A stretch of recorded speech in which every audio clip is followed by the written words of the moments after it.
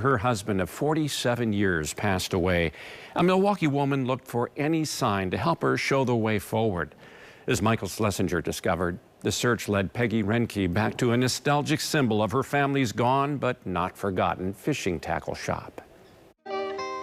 The sign was just a beacon on the south side, and it's so wonderful to see it alive again. The sign was known and seen by so many on Milwaukee's south side, an advertisement for Reinke Bros, a fishing tackle shop in business for more than 70 years until it closed during the pandemic in 2020. CBS 58 profiled the closing. I didn't think I'd ever see it lit up again.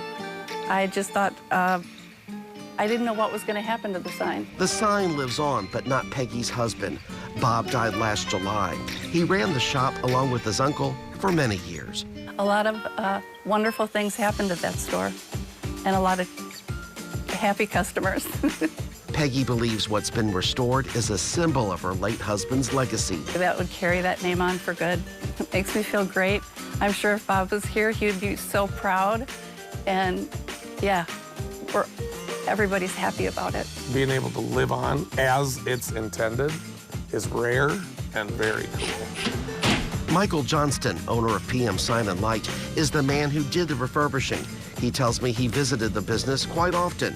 His reputation as a restorer helped him connect with Peggy. Preservation, culture. I mean, this is like pure Milwaukee, right?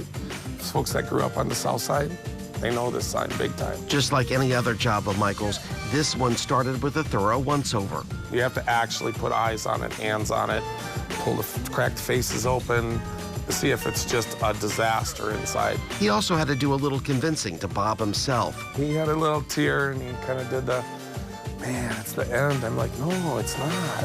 It's gonna live on. And again, it had a whole different plan.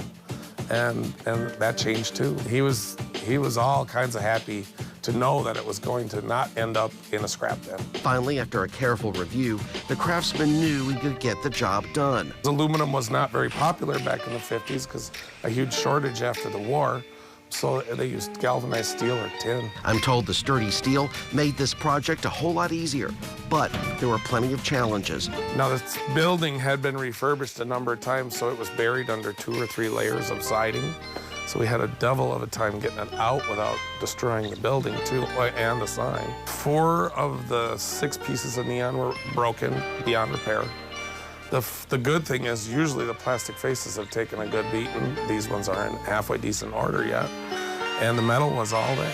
And would you believe there are actual bulbs as a light source? This sign actually has light bulbs in it, like regular screw-in light bulbs. And these 2 faces on the back are hinged, where the owner of the sign doesn't have to call a sign company necessarily. If he wants to get up on a big old ladder, he can hinge it open and screw in the bulbs. In case you're wondering, the sign will have a permanent home at a soon-to-open sporting goods store just outside of La Crosse. The name of the shop is expected to be, you guessed it, Reinke Bros. Bring your kids, bring your grandkids, take your mom and dad. Everybody needs to go fishing because it's so much fun, especially if you tie your own flies. If you can beat the fish on something man-made, not a worm, you've got them. That's what Bob's dad used to always say. Anything that shows you the way, right? How do you get somewhere? Look at the sign.